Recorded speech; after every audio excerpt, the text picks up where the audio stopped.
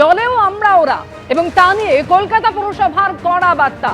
পানীয় জলের লাইন কাটতে হলে নিতে হবে অনুমতি, পুরসভার ডিটির কাছ থেকে নিতে হবে অনুমতি। কসবায় পানীয় জলের সংযোগ কাটার অভিযোগে কড়া বার্তা পুরসভার। অর্ণব মুখোপাধ্যায় প্রতিনিধি রয়েছেন। অর্ণব, যে অভিযোগ ওঠে অর্থাৎ জলের লাইন কেটে দেওয়া হয়, 7টি পরিবার নির্জলা ছিল এবং সেই ঘটনায় এবার পুরসভার কড়া বার্তা। কি নির্দেশ দেওয়া হয়েছে পুরসভার তরফে? এবং কলকাতা পুরসভার তরফ থেকে আজকে একটি নোটিফিকেশন জারি করা হয়েছে এবং যাতে বলা হয়েছে কোনো জলের সংযোগ বিচ্ছিন্ন করতে হলে ডিজি ওয়াটার সাপ্লাই যিনি রয়েছেন তার অনুমতি থাকা বাধ্যতামূলক এবং এই পুরোটাই মেয়রের অনুমতি সাপেক্ষে হয়েছে, সেটাও খুব স্পষ্ট করে লেখা রয়েছে। অর্থাৎ আমরা যেটা দেখছিলাম যে গত কয়েকদিন ধরেই কিন্তু এই যে রাজডাঙ্গা এলাকা, সেই রাজডাঙ্গা এলাকায় জলের লাইন কাটা নিয়ে কিন্তু একদিকে সুশান্ত ঘোষ, অন্যদিকে হচ্ছে দীপিকা মান্না, তাদের মধ্যে একটা তর্ক বিতর্ক তৈরি হচ্ছিল। তার কারণ হচ্ছে যেটা অভিযোগ যে একটি জায়গায় বেশ কিছু কলের লাইন যেগুলো সুশান্ত ঘোষের সময় বসানো হয়েছিল সেগুলো দীপিকা মান্না তিনি এসে কেটে দিয়েছিলেন। দীপিকা মান্নার পাল্টা বক্তব্য ছিল যে তিনি আলাদা কলের লাইন করেই তারপরে কেটেছেন। কিন্তু সে প্রসঙ্গে এই অভিযোগ উঠে আসে যে দলীয় পার্টি অফিসে না যাওয়ার জন্য জলের লাইন কেটে দেওয়া হয়েছে। সেই অভিযোগ পাল্টা দীপিকা মান্না তিনি অভিযোগ অস্বীকার করেন। সুশান্ত ঘোষ অর্থাৎ বড় চেয়ারম্যান তিনি বিষয়ে তিনি মেয়রকে অভিযোগ জানান।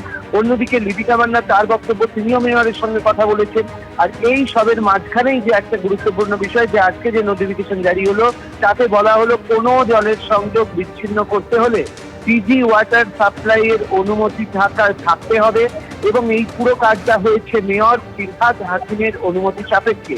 অর্থাৎ এই বিষয়টা খুব স্পষ্ট যে ফিরহাদ হাকিম তিনি কিন্তু তার কাছ অব্দি এই বিষয়টি পৌঁছেছে এবং তার নির্দেশ মোতাবেক পুরসভা এদিন এই নোটিশ জারি করেছে। ধন্যবাদ অর্ণব তোমাকে।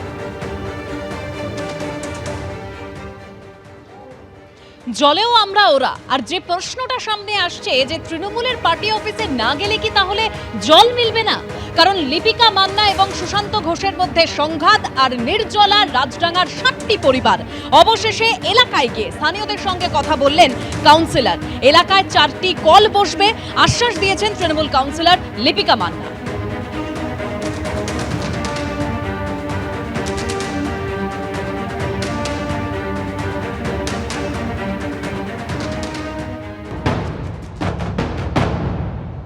সপ্তাহ 10 দিন হয়েছে তুলে দিইনি, এরাও যাতে জলটা পায়। দেখো এখানে আমি মানুষের জন্যই করেছি, এতটা 4টে কলের জায়গায় যদি 24টা কল লাগে তখন কি হচ্ছে এদের বুঝতে একটু অসুবিধা হয়েছে। আমি দাদার সময় হয়েছিল, দিদির সময় তুলে এরা এইসব কথা এগুলো ওরা ইমোশনালি বলছে, ওরা ঠিক আছে ঠিকই বলছে। এটা কলটা আগেই ছিল, 15 বছর ধরে 4টে কলই ছিল, 15 বছর ধরে 4টে কলই ছিল।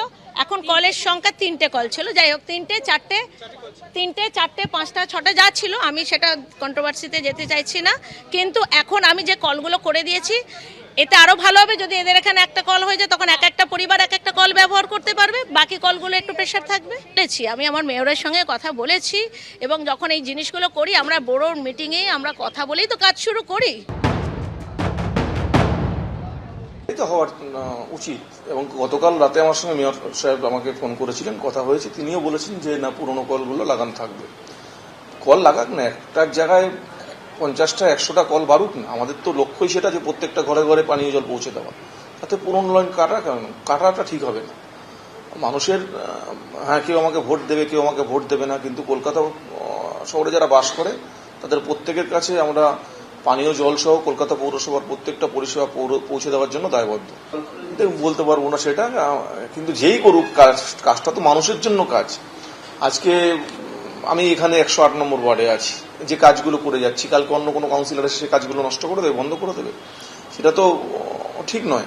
ও তো কি বললো না বললো কোনো মায়না রাখেন না। 2 বছর 3 বছর রাজনীতি করছে, কি গোষ্ঠীদ্বন্দ্ব এখনো জানেই না দলটা সম্বন্ধে, ওর কথা কোনো মায়না রাখেন না।